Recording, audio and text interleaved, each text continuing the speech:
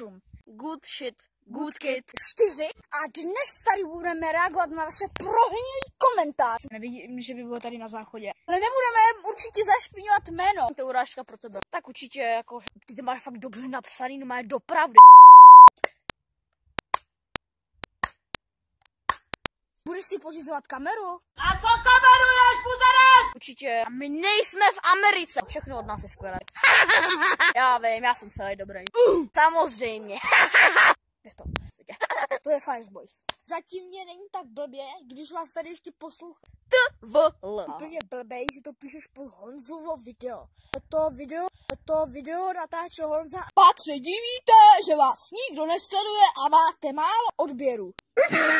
Čurko, ty seš vrah! Bička v akci. Tak co seš? Víno v sudě? Nice. Píše se tak 7roční dítě, ale 12letý žák, až se jednou potkáte v reálu, tak si myslím, že budeš zdrhat. Je jednoduchý zmačknout kapslo.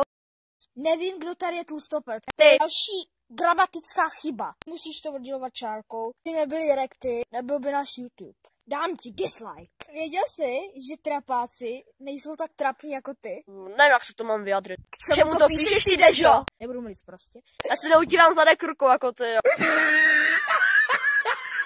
Ty. Kid v akci! Já jsem doopravdy psal anglický královně. Nechápu, co si z tady toho komentáře mám odníst. My opravdu nechceme mít tady hnědý pozadí.